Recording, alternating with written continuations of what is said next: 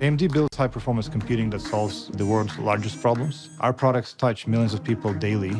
We're primarily an engineering company with well over 20,000 engineers working across hardware and software disciplines. To enable that, we really need to make sure we build great products and we build them rapidly. And this is where GitHub comes in. Development at AMD was more fragmented, different approaches. With GitHub, we have a common platform so that many teams across the world, across different functions, can collaborate to accelerate the way we build products. Making sure that developers are satisfied and doing their best work is key to having a very aggressive roadmap. I don't know if you're familiar with It's been a paradigm shift. So you'll be able to add Copilot as a reviewer and a pull request. It can give you a whole bunch of suggestions. GitHub Copilot has completely changed day-to-day workflows for the developers. The agents can now take on a lot of mundane tasks, and the developer has time to focus on something more creative and innovative.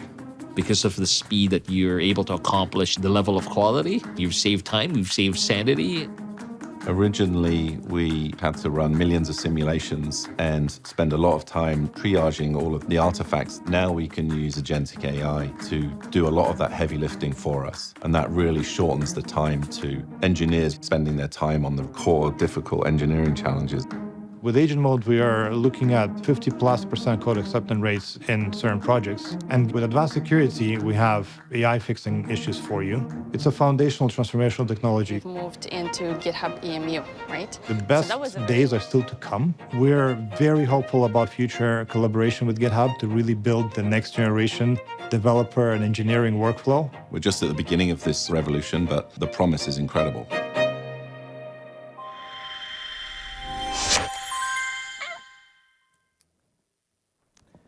Hello, everyone. How are we doing? Welcome to Ignite. We had a great keynote this morning, and we want to keep the energy up. So my name is Mario Rodriguez. I'm GitHub's Chief Product Officer. How many of you use GitHub at work? And if there's a hand that hasn't, see me after, and then I'll sign you up right there, okay? Or we'll call security. One of those two will happen. So thank you so much for being here today with us. And what I wanted to do was kind of give you a glimpse into what I'm calling the future of GitHub, and to a degree, the future of programming. This is what gets me excited and gets me out of bed every single day. I always start the presentations with this slide, because for me, this is transformational. I joined GitHub in 2018, and in 2018, GitHub was known for being the home of open source, the home of open source. And we kind of had transformed that product, that amazing version control, Git system, collaboration system, into a platform across these years. We transformed it by adding Actions, which is our CI/CD. We transformed it by bought two companies, Dependabot and Semo, and made GitHub Advanced Security with it. We invested a significant amount in our enterprise capabilities as well. And just recently, we added data residency, so you could have it deployed in the EU, in the United States, and then also in Australia. And what we really have done, like the core of that, is turning that powerful collaboration platform into that itself, a platform for everyone. It's the home of all developers now. And that means not only the open source community, that also means our enterprises. And you can see the logos in here. Now, at the same time, where are we going? In 2021, we introduced this little product called Copilot.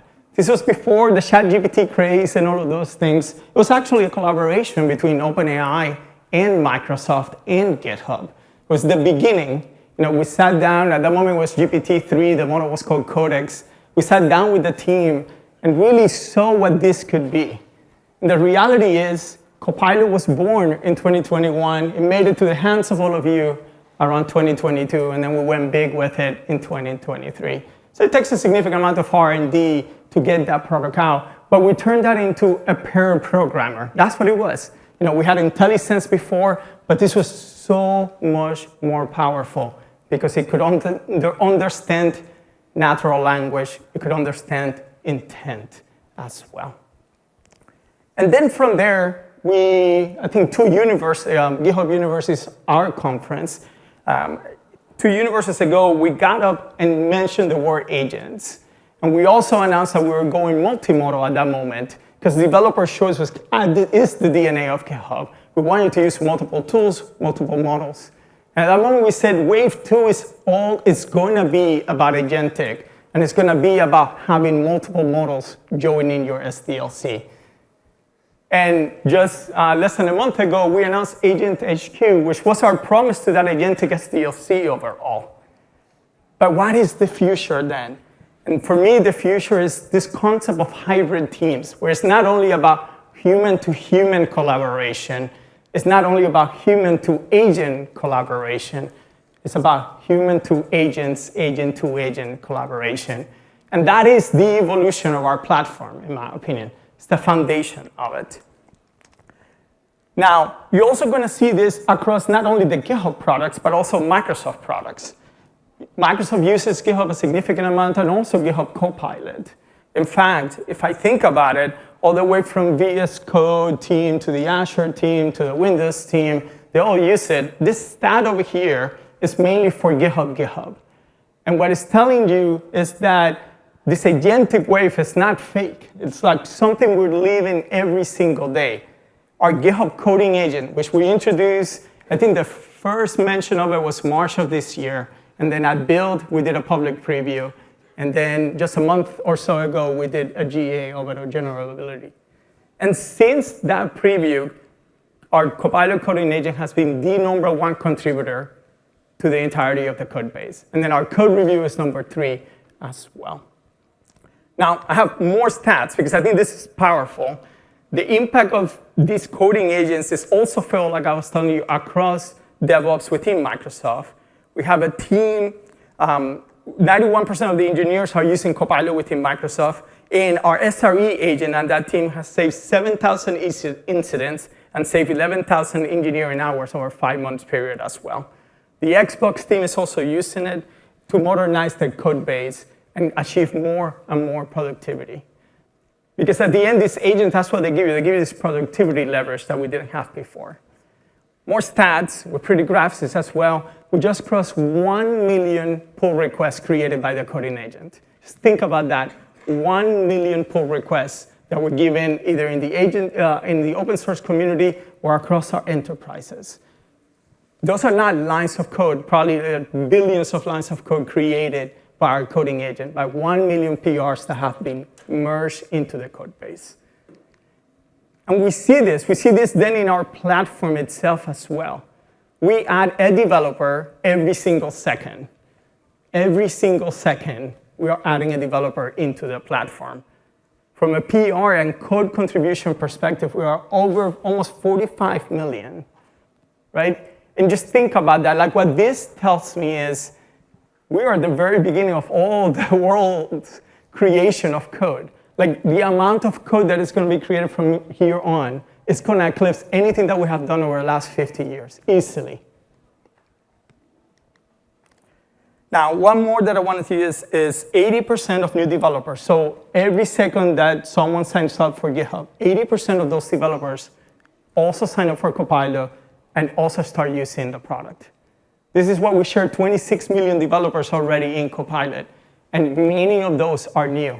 And they're coming from all over the world. This is not only a United States thing, like coming from India, they're coming from Brazil, they're coming from APAC. We are seeing this momentum across the entirety of the ecosystem. And I want you all to be prepared for it, because I'm also seeing it across the enterprise as well. I mentioned that at GitHub Universe, we announced a concept that we call Agent HQ. And for me, this is critical, and this is the foundation of what we're trying to do with the company. It's rooted on the DNA, on that developer choice. So right now, as an agent, you could use Copilot. And it works great. But as a developer, I may actually want to try other services as well. Maybe I want to try Cloud Code. Maybe I want to try something from OpenAI. I mean, as you probably know, AI right now it's like a tornado. Every single week, there's some model announcement. Today was Gemini 3. Next week is probably something else. Every time there's not a model announcement, I throw a party at my house. Because it's just relentless, the pace of innovation overall. So what we want to do is offer that choice, transform GitHub and Copilot not only as a product category, the same thing that we do with open source and transforming GitHub into a platform instead of just a product. we want to do the exact same thing when agents join. So if you want to use Cloud Code, if you want to use Codex, if you want to use Devin, if you want to use Jules from Google, if you want to use a service from XAI as well, they all now live on GitHub. And one subscription allows you to actually use them all, depending on the use case, depending on the scenario, depending on your preference, on how you're vibing with the model or with that agent overall. So for me, the future isn't about working with one agent. That's the past. It's not also just working with an agent in an IDE. That's also the past. If you go towards this wave 3, the future is orchestrating across local and cloud in one continuum. It's about having choice and about having all these agents under one subscription available to you. And that orchestration, that collaboration is key because that's what we're known for, right? Think about Git. Git is a technology. We made it into a platform of collaboration. That's the hard part. If you think about pull requests, those are just diffs. They're just diffs. They're just changes to a code base. We made that into the waterhole for developers by creating that collaboration primitive called pull requests. You think about actions. It's just a workflow engine with compute. How many workflow engines with compute are there? Probably 1 million. But we made that also into a collaboration platform. So think about GitHub as that. We have always been bringing technology and making that into a collaboration platform. And that's what Agent HQ is. And that's the foundation of the next GitHub as well. So what we want to do today is give you a demo of some of these agentic capabilities across the SDLC. And Luke is going to do that here in a second. But before we jump into it, I want to show you a video so it kind of shows it and then generate some energy to it. So let me play it.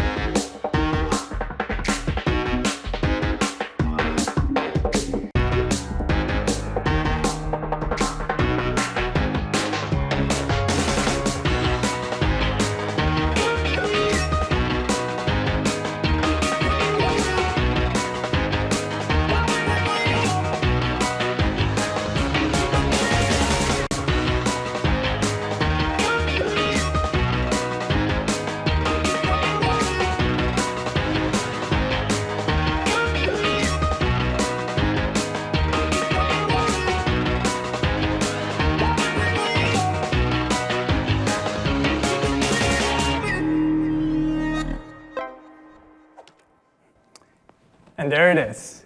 That continuum, you saw it from mobile to VS Code to GitHub.com, all connected on top of this powerful. OK, now I'm going to welcome Luke and for him to do a demo for you all. Come on, Luke. Thank you, sir. Great. Thank you, Mario. All right, so I get to do a quick demo of what this looks like in action. So let me just bring this up. And we'll take a look. OK, so as Mario talked about, we're seeing that agents working across the software development lifecycle are radically changing the way that software developers and development teams are working today. And I'm going to spend some time now kind of doing a deep dive of what that experience can look like kind of throughout the entirety of the software development lifecycle. And there's 3 things I'm really going to focus on throughout. Sort of one is that agents are going to help me to parallelize the work that I can do. These are going to be multipliers on the productivity I can have as a software developer and that my team can have, because I'm able to do work concurrently, both my attention on one task and the agent's attention on other tasks. The second one is that these agents are working not just in one place. It's not just writing code. It's not just reviewing code. It's across every stage of the software development lifecycle that I've got agents that can come and help me to be more productive. And the third is that everything I'm showing today, these are real experiences that my team at GitHub is using, but also hundreds of thousands of other teams across the industry are using today. This is not the future. This is the present. So I'm going to take the example of me being part of this Octocat supply team here, building a simple sort of e-commerce website. And you see that we've got kind of this basic website here that we've built out. It has a products page, but you see that there's some things that aren't quite implemented yet, right? When we add this to the cart, we just get a pop-up. So we've got some work to do. So I'm going to start by just jumping straight into Visual Studio Code. When I have got work to do, this is where I start in my IDE. And I'm in Visual Studio Code right now, and of course, for me, I start with agent mode. This is where I start on any coding task, is to get agent mode to help me to productively work on this task. And so what I can come in here and do is sort of type in a thing I want to work on. So we want to implement this cart feature in the website that I'm working on. But instead of just going ahead and sending this, there's two things I want to note very quickly. So one, as Mario mentioned, just this morning, we shipped a new model, Gemini 3 Pro, in partnership with Google. As he mentioned, we're shipping new models all the time and have a promise that we're going to have the latest models available across every provider in the industry building leading-edge models. We've seen great results with Gemini 3 Pro and encourage you to try it out yourself. But more importantly, we added a new capability into Visual Studio Code recently, which is the ability to use plan mode. And so with plan mode, instead of me just saying, hey, go off and solve this task for me, I can say, go off and start a plan for me and tell me how you would approach this task and let me work with you on figuring out whether that's the way I want to approach this or not. In this plan mode, the agent mode is going to still read files, still run commands if it needs to, but it's not going to change anything in my system. It's not going to start implementing that capability. It's going to learn and research and come back with a proposal for me. Now, I won't wait for that to fully complete. Let me pull up one of these here that was done earlier. And so I'll close this. And so we can see here an example of this having run, right? Read a whole bunch of files, incorporated all that knowledge into its code base, into its memory, and then came back with a proposal for what to do. Now, I could just go say, go ahead and implement this and watch it do the work just like I watched it build the plan. But I can also say, well, actually, continue this in the cloud.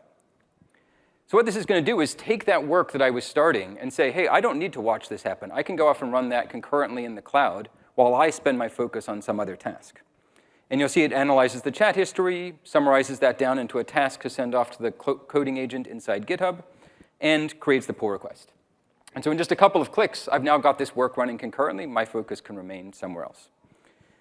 And so this session has started here, and we can even see, actually, that now within VS Code, we can track not just the local coding agent sessions that we're using, but also the remote ones. And so, for example, here you see the spinner. This task is now running in GitHub for me. Of course, while I'm at it, I may as well start a few more. I can say increase the test coverage and send that off as well. And I can maybe say, improve the UX. I hope that it knows what it might mean by that, but I'll just start off a few tests. And so here I can send off some things I want to work on and have it go off and start working on those in parallel while I'm doing my day job here. OK, so all of those are kicked off and are running now in the cloud. Now, I can track these inside Visual Studio Code and continue working here, but I can also just open this in the browser. And so let me open that up, and this will take me into the new GitHub Mission Control. So right within GitHub, we have a home for all of your agentic work. And this is a place where I can see those same tasks running here in the cloud. I can also see all the previous tasks I've been working on, and I can see the work that they're doing as well. So if I come back to one of these tasks like this one, we'll see that this one completed earlier. It took about 29 minutes to run. So this worked thoroughly and hard to solve this problem for me.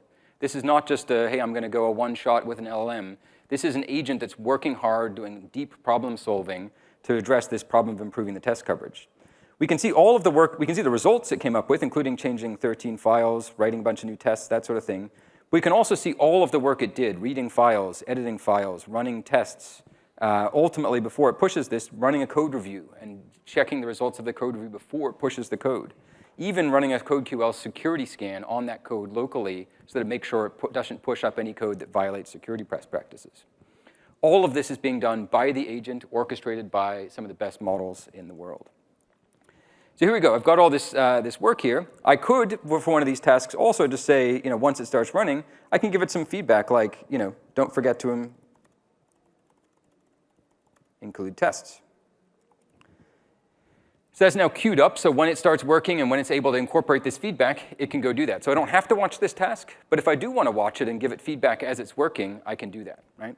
So very, very productive system here. Of course, I can also jump in and see the pull request. So for one of these ones that completed here, I can pop over, go into the traditional GitHub pull request view, and look at the pull request it created, review the files, give my review on this, anything I need to do. I can also see from any page within GitHub all of these agents. So there's a new dropdown on every page of GitHub that lets me go see all the agents that are running, as well as kick off new tasks. So if I want to go, if I have an idea and I'm on any repo, I can just start off a new task there. OK, so that's a quick overview of what we have in terms of coding agents and planning.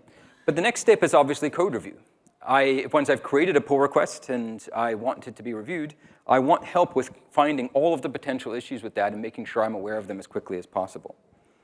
So this is an example of a pull request that one of my colleagues created. They wrote this themselves, right? We can imagine worlds where the AI is writing the code and humans are reviewing it, or where humans are writing the code and the AI is reviewing it. In this case, it's a human-written PR. He worked on this feature himself, and then he wanted Copilot to review it, and so he assigned it as a reviewer. We can go jump into where the Copilot review is left here, and we'll see that Copilot leaves a variety of different kinds of reviews, and we're constantly tweaking the kind of feedback that Copilot can identify and surface up to you within its feedback. There's issues around performance. There's issues around code correctness. There's issues around security, all being surfaced up within the code review feedback. And for simple items like this, where it's just a change that's right in line here, like this case here, it's just a handful of lines of code that I can change. I can just go say commit suggestion. The fix is right in line and was produced immediately, and I don't have to do any more work to commit it. But we've also recently added the ability for more complex changes that potentially require cross-cutting changes to the whole PR, that we can also, instead of having an inline comment, we can just say implement this suggestion with coding agent. And so, for example, for this one, I can say implement suggestion, type comment, and this will actually kick off coding agent running to implement the feedback that the Copilot identified in this code review. So this is us having these agents pass off context to each other and make sure that they can help you across the entire loop. When we leave that comment, we'll see that down at the bottom here, Copilot notes here, I've opened a new pull request to work on those changes. I'll request a review from you. So we've opened up a stacked pull request that we can independently review and merge back into this one when we're ready for it. OK, so this is what that sort of looks like end to end. Of course, once I've finished up this PR, I want to merge it. And because I'm using actions, when I merge this thing, it's actually going to deploy that into my production Azure environment. And so I won't merge it right here, but you can imagine I'll merge this and it'll go to Azure. Now, of course, we also want these agents to help us out for the operational part of the deployment process. How are these agents going to work in parallel with us to make sure that our services are operating well? And one of our core solutions to that is the Azure SRE agent. So for applications deployed into Azure, we can apply the Azure SRE agent to be an agentic SRE that's always looking at all of the incidents that are happening within your platform and helping you to solve for those incidents quickly, and then hand that off to developers within your organization. So within the SRE agent, we see things like the SRE agent has built up an understanding of the topology of my application. And so here we see our repository we've been working in. We see the container app that we're deploying into. And it has an understanding of the relationships between these that it's able to incorporate into the work it does. We also see that the SRE agent is hooked up to my PagerDuty. So my existing PagerDuty that my SREs and developers on my team are connected up to, SRE agent is also looking for the incidents being declared within PagerDuty and responding to them automatically. And I can see what some of those look like. So for example, in this third case here, I'll just walk through a little bit of what the SRE agent did in this case. So first off, it got a page saying that there were an elevated number of 500s. And in fact, I'll show you an example of what triggers this. When I click on today's deals, it just kind of hangs. Turns out this takes a really long time. Eventually, we'll time out, but I won't wait for that. And so when this was happening too much, that triggered an incident. And we see we're getting 500s, and the page is slow to respond. We provided the SRE agent with a bunch of tips about how to operate in this kind of environment. But then it sort of is able to use those to acknowledge the incident, start working on it, make a bunch of calls back into Azure to incorporate an understanding of what's going on within the system, come up with a to-do plan, and then start executing that plan to sort of remediate and identify the follow-up tasks for me. We'll notice in one of these steps here, let me just go to it. Here we go. So here we're going to actually update the container app. And so this is actually going to increase the CPU and memory and increase the max replicas so that the service can scale up. So the SRE agent identified that it could quickly apply this fix to unblock the issue, and then summarizes what happened. So in this case, the CPU utilization had spiked up to 100% here. But then after it deployed its own fix, it bumped back down into the 30% range. So we're actually seeing that it was able to identify that it had remediated this quickly and move on. Now, the most interesting thing as it connects to the entire lifecycle here is actually that as well as taking that action to resolve the immediate issue, it also summarized that, hey, because this is connected to GitHub, I've actually gone ahead and opened up an issue to fix the underlying problem in the website and to fix the infrastructure as code to match the changes that I made. And so I can pop open this issue here. And this is an issue created from that incident that summarizes all of the issues that were identified and what should be done to fix it. Now, because it has all of this context incorporated within it, this is a perfect task to hand off to Copilot. So I can assign it to Copilot, and I could just assign this to Copilot normally, but I can also use one of our custom agents. And so within Copilot Coding Agent, we've also recently added the ability to define your own custom agents that bring along context specific to problems that you want to be able to solve within your repositories and organizations. And so in this particular case, my organization has an SRA incident remediation custom agent that is specially tuned to my organization's needs around how I want to be able to respond to incidents. So I can pick this. These things will also be automatically inferred from issues. So in this case, it probably would have picked this up anyway. But I can just be explicit and say I want this custom agent to work on the problem. And I can go ahead and assign that. OK. So there we go. We've kicked that off. And now not just did the agent identify the problem, the agent is now going off and helping us to solve it.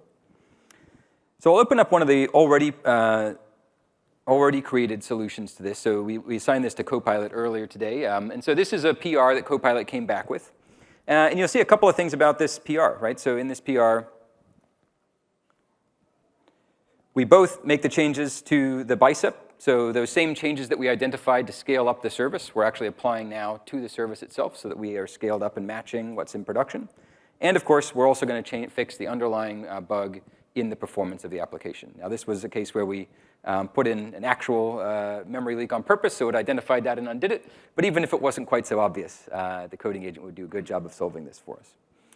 OK, so that's the sort of end-to-end lifecycle. We've seen how these agents are operating in parallel with us concurrently to the work that we're doing across every stage of that lifecycle, helping us with planning, helping us with writing code, and helping us with deploying and operating that code. OK.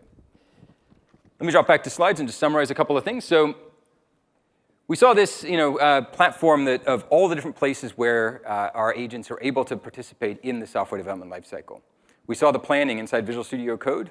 We saw the code with Visual Studio Code and Coding Agent and in all the different platforms where code is available.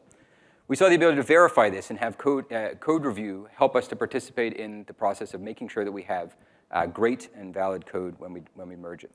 And we saw deployment with actions and all the tools we have to deploy into Azure. And then ultimately, for code we've got deployed into Azure, the Azure SRE agent. Now, I wanted to highlight just two things that we've launched recently. So one, the Azure SRE agent. Today, we've taken it one step further by introducing sort of no-code automation, so the ability to easily go and define automation practices without having to write a bunch of complex logic around this. We've also added event-based triggers so that you can trigger the SRE agent on a variety of different events within your Azure subscription, not just incidents being triggered by PagerDuty. We also, as we talked about custom agents and plan mode in the demo, these we've just today introduced in our IDEs, not just in VS Code and Visual Studio, but also now in JetBrains, Eclipse, and Xcode. So these are available across all of the IDE surfaces that we support. And of course, today we also launched the Gemini model. So features across the entire lifecycle here. And with that, I'd like to hand it back over to Mario. Thank you. Give it to Luke, team. Amazing job, amazing job. You saw that. You saw the end-to-end of these agentic experiences. And let me tell you, that's really hard to do. In a big company, you have all these vectors going everywhere, aligning everything into an end-to-end and giving that to you. That's really hard to do from a product perspective. So kudos to the whole GitHub team, Microsoft, and everyone else involved in making that a reality overall. But we are unleashing this fleet of agents. And for me, that's really exciting. It should be for you, too. You're living in an unprecedented time right now. Like, this is going to be the biggest creativity unlock for us developers. I don't have to sit and do a bunch of things that are toil. I could have this fleet of agents do that for me. Not only that, I could learn from them. As an example, right now we have a feature to share the logs of the coding agent and also in the CLI that I've been testing. And I get to learn. I can get to follow what the model is doing and have new ways of thinking as well. That creativity unlock is essential. and will power the next 1 billion developers on Earth. So I want to do a couple of other quick announcements. We're also going to do Q&A at the end, so I'm going to try to reserve around 10 minutes for that. I think a lot of this, especially the room that we are, is kind of cozy here. It's great for us to have a little bit of a conversation. So Luke mentioned coding agents. This gives you the ability to actually custom agents. This gives you the ability to customize our coding agent and really transform it into something within your organization. We gave this to our partners. I had them build also custom agents for you to be quicker in the integration. These are not connectors. This is things that you end up doing with the coding agent, but now they're personalized to how you do it in your enterprise and how you're doing with these partner services as well. I'm going to show you two of them already. So this one is diffs blue Java unit test generator, and it's using in VS Code. You could come over here in as mode, pick the custom agent, and just ask it, write unit tests for the owner controller class, and that's it. And just with that, you have all of these custom prompts and tools being able to be used, like MCP, and now you get those test cases generated. So again, that creativity unlock and not having you do repetitive things, and having you do higher level value. The other one that I want to show you is actually by Neo4j, and this is a custom agent for the creation of Python Neo4j client. Again, something that sometimes would take you a very long time to do. Now you could just have it done immediately as well with the power of the custom agents. So great capabilities overall. Now, if GitHub is the place where these agents run, where they have all these capabilities, there's one more thing missing, right? Like there's two things that keeps us up at night if you're an enterprise administrator or if you're kind of in IT. Number one is, okay, like how are we going to think about quality and ROI of all of these things? And then number two is, how are we going to secure them? How are we going to control them? How are we going to go and make sure that we have a handle of them overall? Well, we're also thinking about that. And for that, we have a couple of announcements. Number one is our Copilot metrics. So for us, this is important. And like the way that I've been thinking about it now, the way that I've been talking to enterprises is, I don't want you to measure the gardener. I want you to measure the garden. Like think about your SDLC as a garden. There's multiple things happening. There are weeds sometimes you have to weed out. Like it's complicated, right? It's always living. It's an ecosystem overall. But you're just measuring one developer or just measuring the gardeners in it, you're actually not able to get the entirety of the ROI that you need. So that's what I want us to do. I want us to start measuring the garden. And we're going to start introducing more and more capabilities towards that. Right now, what we're doing is allowing you to understand adoption and impact. So first, we do have to help you get massive adoption inside your enterprise. And that's a hard thing to do, but we also want you to measure impact. So at the end, what I want to promise to you is this journey from adoption to proficiency to efficiency, all the way to that business value as well. So we already had this in public preview. Last month, we announced that. So if you haven't turned it on and you haven't used it, please do. And if you have any feedback, give that to our team. We're adding more and more widgets to the dashboard. And what we're going towards is that ROI and measuring the garden. The second thing is we want to understand quality a little bit more. Because as these agents are evolving, as they are collaborators with us, we don't want AI slop, but we want to help our junior developers. So we want to help just the entirety of the community. We got a lot of more PMs coding now because of things like GitHub Spark as an example, or capabilities in VS Code for you to vibe code overall. So because of that, we want to be helping everyone within the enterprise. So as they evolve from those tools and collaborators, we want to measure quality. So what I want to show you really quick then, I think I'm in 2. Can you see that? Perfect. So here is our code quality service. This is brand new. We just made it in public preview. And what it does is it scans every time you have a commit or every time you have a PR, it scans that. And it gives you an understanding of code quality, not only like bugs, but things are things that might be tech dead or they're not the most efficient way either. So as an example, and this one was just for fun, for us doing this almost never happens unless you code at 2 a.m.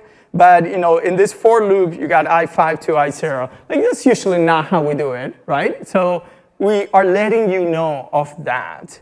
Now, some other things are a little bit more interesting are things like indentation or unreachable statements. So in this case, if I go into it, you can see over here that we don't have a bracket. So in reality, this function, it just goes if, and then if that is true, then console.log, and then it just goes to return true. So this return true is really not in the right place from an indentation perspective, but more importantly, the reality is console.log and that return files are not reachable either, right? And that will create a problem, and that's what this unreachable statement is. Now, I don't have time to show you the complete product, but I want you to know that we have this, and it's in public preview, and it's going to help you not only to understand what is happening within the organization, but also the quality of the code that is being created by all of these agents. That could be ours or partners. I think I go to men. So as we evolve that then the next step is security or controls. So if you think about the physical world, we have logs. We have logs to protect our houses, and we have ways to actually, you put an alarm system, you have ways to understand if an intruder got in.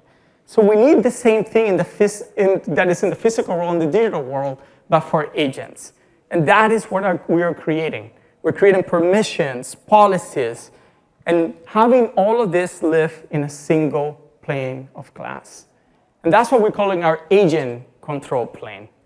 This agent control plane is what gives admins the AI controls for them to be successful. We also have this now in public preview, so it's at the enterprise level and for you to play with. So I'm just going to go very quickly through it so that we could get to that Q&A. Okay, now we're back. Here's my AI controls at the enterprise level. This is for what you see over here. It's our agents tab, and in the agents tab, if I refresh it, I should actually see what Luke was doing just 11 minutes ago, and that's that implementation. One of them failed, as you can see, the other one succeeded. So if I go into it, it takes me directly into mission control.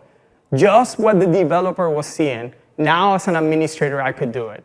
And I could start auditing things. Later on, we're gonna be able to give you all of this through the audit log as well. In fact, right now, if I go back, and I go into the audit logs, I'm going to be able to see the exact same thing too, but with a different lens.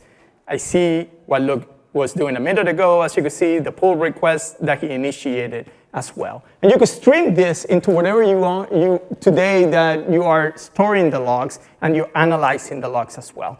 So one single pane of glass for you to administer not only your audit logs, but also your sessions. You could also understand your installed agents, and this will continue to grow as well. And you could select one repository to be the place where all of your custom agents reside. So if I go and I say space and I set that organization, I could now have these custom agents and that repo be the official registry across the entirety of the enterprise. We have more things here, like our Copilot controls. And in Copilot, you could have access management, you could have your privacy, your features, and we even now have a way for you to configure an MCP registry and have an allow list of them as well. So this is just some of the capabilities as we prepare for that new era of collaboration. I think about it as GitHub is the open collaboration platform for software teams and agents to build together. It's not just a place where these agents exist, but it's actually the foundation that they live on. It's the marketplace where they end up getting discovered. You saw a little bit of that. The memory that they're going to learn from all of the interactions that happen in GitHub, and the canvas where human and agents collaborate with each other, which is our DNA. And then finally, that control plane. That control plane is for enterprises to have trust and govern and to do this at scale. So this is the beginning of a new GitHub, and we're super excited to share it with you. So thank you. Luke, come in, and let's take some Q&A. We have a mic over here, and we have around 7 minutes, so we'll probably do 3 to 5. Who wants to go first? Okay.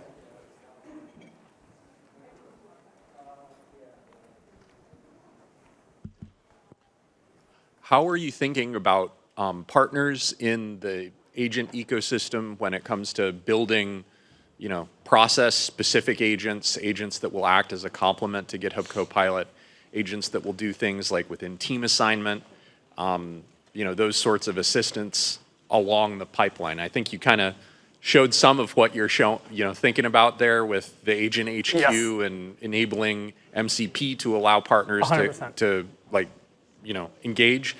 What are you thinking about from a commercial model perspective you would be supporting as well? I believe there will be a marketplace and there will be opportunity for both small partners to have a commercial way to get paid through that marketplace or some type of billing transactions on it. And then we'll do things actually where we don't own the billing entity, and then we're just collaborating with them and having the integration. And so I think there will be opportunities for both of them, of bring your own billing instrument, and there will be things that we have, like for example, what we announced in our Copilot subscription, that goes through our Copilot subscription and billing entity as well. And then partners can just plug into that and be able to use it, and they don't have to get approved, all of the things that end up happening for them to get paid. So I think there will be a lot of opportunity throughout the SDLC to monetize. Go ahead. Thanks for that question. Hi. What's your take on HIPAA compliance in terms of GitHub Copilot? I know the SRE agent in Azure falls under the Microsoft Online HIPAA or BAA, right? We really want to use it, specifically in healthcare around also troubleshooting, which may contain some HIPAA as we work through some issues, right? HIPAA and PHI data. So do you have any news on that, or do you have any advice? I would say that's probably a deeper answer than like 2 minutes on it, because HIPAA is like very complicated in my opinion, probably on purpose. So here's what I would tell you at a very high level is we remain committed to doing the right things to get to that place. And we'll do it little by little through it. Like this is just the beginning of what we're, of the industry and agentic experiences. But we remain committed to getting into more and more of these regulated industries. Like we're doing things in FedRAMP as an example. There's more and more certifications that we're going to have to go through overall. The auto industry has a set of them. The healthcare industry has a set of them. So that's what I would say is, the specific is probably not for now, but we remain committed to that, for sure. Yeah, I think we'll probably just keep our sustained engineering teams out of it for now, just to develop. Yeah, makes sense. Is there a plan to distribute chip also in self-hosted enterprise, on GitHub Enterprise, like on-premise?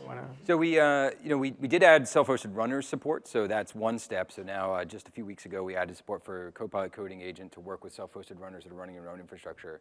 But I think you're asking more about GitHub Enterprise Server. GitHub Enterprise Server, we don't yet have any of this integrated there. We don't yet have a timeline for that or concrete plans. Something we're still considering for the future, but is not a plan right now. Okay, how do you guys handle as well for the case when a permission is needed to execute certain tooling within the context? How is this being handled now? Yeah, so within the asynchronous Copilot coding agent that's running autonomously in the cloud, we run that inside a sandbox with a lot of constraints on it. It has a firewall placed around it. It has significant restrictions on the token that's made available to it for access to GitHub. And so we're locking down that sandbox. And then because of that, we're allowed to let it do anything it wants within that sandbox. But all it can ultimately do is produce a PR, which is going to be reviewed by a human. And so it's not allowed to do anything within that sandbox. Now, if you need to give it access to certain websites to be able to test your application or something, you can open up things in that firewall. You can give it access to MCP tools to expand its capabilities. But by default, we lock it down very heavily so you don't have to approve individual tool calls, and you can allow it to do work concurrently. One more thing that I was going to, so anything that is in VS Code and in the CLI does work against GitHub Enterprise Server. So you could use this today, but you have to do it on your local machine. We don't have the cloud one overall, but you could use it, and we have 90+% of our enterprise server customers utilizing Copilot locally, both the CLI, which is an agentic experience, in VS Code or JetBrains. So that is the opportunity. Go ahead. So my question is regarding, so it seems like we are doing a lot of developments into GitHub and adding all the features into the cloud. So what is going to happen for Azure DevOps customer, the existing customers? It seems like they do not have all these features like the GitHub Advanced Security, which is minimalized into DevOps. So Yes, what I would say is as follows. You could also use a lot of what Luke showed today against Azure DevOps repos, and that would definitely work, and we're seeing that too.